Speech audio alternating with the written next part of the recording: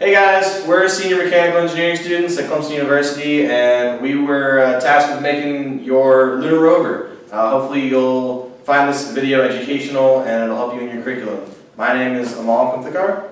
My name is Keith Page and I was in charge of mining. My name is Stephen Fondmiller and I did the chassis design. My name is Richard Walter and I was in charge of the control system. My name is Chandler Satterfield and I was in charge of the powertrain. When designing our rover, one of the main objectives was to make sure that it was a learning experience for 5th grade students. When studying the 5th grade curriculum in South Carolina, we found out that one of the main focal points is the study of forces in motion. We're going to dig a little bit deeper into the functionality of our rover with respect to speed and the torque required from the motor to travel this speed.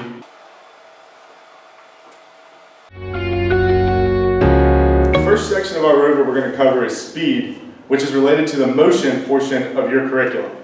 But in order to understand speed, it's important to understand how the geometry of a circle relates to the distance traveled by a rover. So, the main part of a circle is the diameter. The diameter is the distance from one side to the other, crossing the middle point. 1/2 of this is the radius, which travels from the middle point to one side. Mathematically, this can be calculated as diameter divided by 2 equals radius. Now, we can relate this radius to the distance around the circle called the circumference. And this equation is circumference equals 2 times pi times radius. Now, we have to figure out what this circumference about the circle means to how far it travels. Now that Chandler has shown you guys how to calculate the circumference of a circle, we've come outside so we'd have enough room to use this bike tire to show you how the circumference of a circle relates to its linear motion. Remember how to calculate the circumference of a circle? First you have to get the diameter, which is the distance from one edge of the circle to the other, crossing through the center point. In this case, our radius, or our diameter, is going to be 26.5 inches, and the radius will be half of that. So we take 26.5 inches, divide that by 2, and we get our radius of 13.25. And then from the radius, you remember how to calculate the circumference of a circle? That'll be 2 pi times the radius. And for this wheel, our circumference is going to be 83.25 inches. We've put this black piece of tape here so you can mark this point on the circle, and we're going to show you how the circumference of the circle relates to its linear motion here. So starting at the beginning of this measuring tape, we're just going to roll along.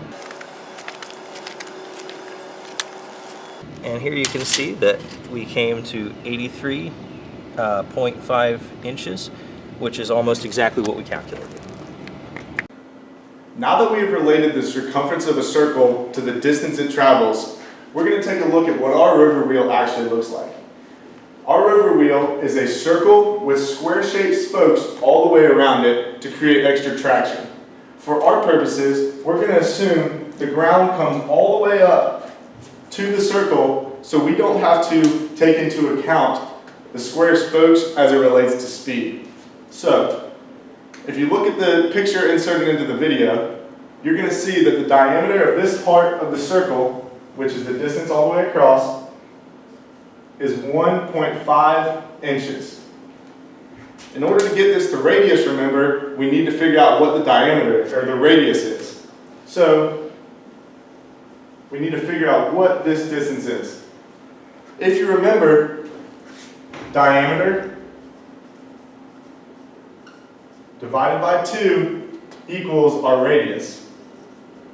So 1.5 divided by 2 equals radius, which equals 0.75,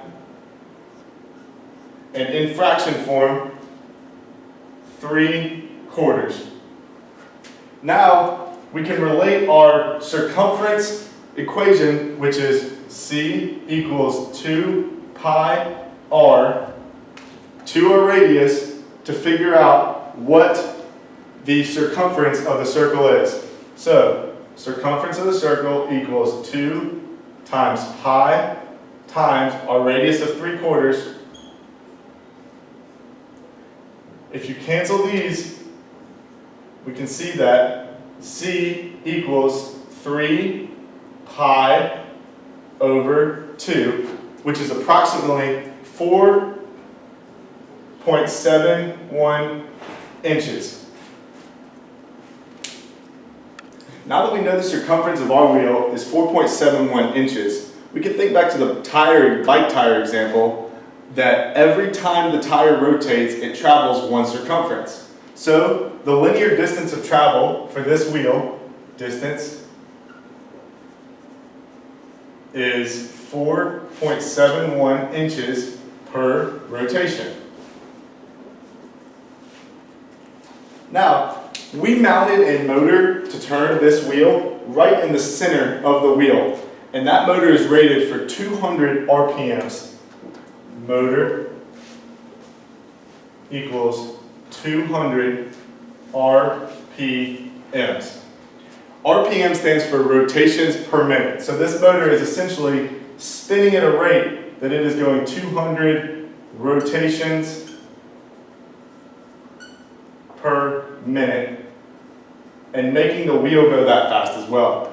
So we can say that every time this motor rotates 4.71 inches and it's rotating 200 times in a minute, we can multiply these two together and say 4.71 inches per rotation times 200 rotations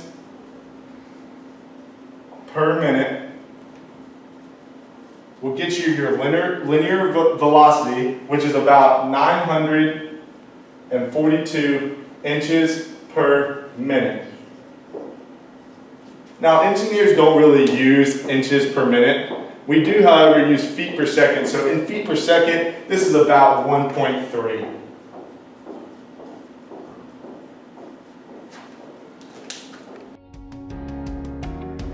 Now that we've covered the motion portion of your curriculum, let's get into forces, specifically torque. Now let's think about something we're all familiar with, pedaling a bicycle. What's really going on here? You're pushing a force down on this pedal, and since it's a certain distance away from the center of rotation, it's converted to what's called a torque. And then this torque travels through the chain, and the exact same torque is created at the center point of that wheel. But think, whenever you're pedaling as hard as you can, that wheel is not very skidding at all. It's actually staying stationary on the road as it travels. So let me erase this and let's get into what exactly is going on. Now, it may seem silly to draw pictures, but engineers find them very helpful, and we call them free body diagrams. Free body diagrams contain dimensions and forces acting on an object so that we can equate them. So the first dimension that we're already familiar with is the radius, which is the distance from the center to the edge. Now, the forces that are acting on this object the first force is the weight of you and the bicycle on this back tire, which is right here, and we're going to call that weight. Now, remember I said that you were creating a torque on this back tire? This torque is right here, acting at the center point. And then since there's a distance, you actually are applying a force at the ground right here in one of the two directions, depending on the way the rotation is going. And since this rotation is going in this direction, we can also say that the velocity, or the direction of motion, is spinning the wheel this way. Now, remember when I talked about the no slipping, or the no skidding? That is due to because of what we call an opposing force. And that opposing force is right here in this direction and is due to friction. So we're going to call that the force of friction. So now that we've talked about that bike wheel and we understand the forces that are acting on our wheel with torques and all that, let's think back to our rover wheel that we mentioned before with the radius of 0.75 inches. 0.75 inches. Now, our rover is about 1 pound, give or take a little, but for this purpose, we're going to use 4-pound rover to make the math easy. And let's think about how the rover is actually designed. If the rover is 4 wheels and 4 pounds, we can divide the weight across all the wheels evenly and say that the weight on one wheel is 1 pound. So we're going to call this force acting down weight 1 pound. Okay? And then the next thing we need to calculate is the force of friction. Remember from before, the force of friction is right here, F sub F. The force of friction, if you remember, is calculated by F equals, or F of F equals mu times weight. If we know our weight is 1 pound, and we're going to call mu, the coefficient of friction, 0.5 for all intents and purposes, but we can look in a manual and figure out what the actual coefficient of friction is between the materials. So mu equals 0.5. So if we multiply 0.5 times 1 pound, the force of friction equals 0.5 pounds. So FF equals 0.5 pounds. Now let's get into the torque. If the wheel's rotating in this motion, torque is equal to force times distance, R. So torque equals force of friction times our distance, R, which equals 0.75 inches times 0.5 pounds. This is approximately 0.375 inch pounds is what we call the units of torque. Now that we've calculated this torque, let's talk about what it means and how we can adjust our rover to comply to this parameter. So this 0.37 inch pounds is the maximum amount of torque that our motor can apply to the wheel at the center of this rotation before we overcome this force of friction. If we overcome this force of friction, you begin to slip, which we don't want to happen because then your rover wouldn't be as efficient. If this value is too much by the motor, there's a couple parameters you can change in order to fix that. And the first being, you can increase the distance of the torque calculation by increasing the radius of your wheel. The second is, you can change the mu coefficient by changing the material of the wheel that is traveling across whatever material you're on. And the final parameter you can change is by increasing the weight of the rover that is applying down and creating this force of friction in the first place. Now it's important to notice that like our speed calculations, this is not quite as accurate because by adding treads all the way around that we had before, you're going to increase traction and a lot of different force calculations are going to need to be made there, but we won't get into that. Also, it's also important to understand that this force of friction here, if maxed out right at the right point, it is also the force directly forward that this wheel is making the rover move. So this force of friction is very important when calculating all of the parameters of the rover. Hey guys, so I hope this video was helpful. Again, we didn't use the values that our rover actually weigh or how much the regolith weighs. We did just simple numbers to simplify the calculations. If you want to do the calculations and get more accurate values to what the rover actually does, you can use the rover in the kit that we provided and follow this process, but with the real numbers that you guys measure or weigh or anything else to get a more accurate representation of how our rover acts.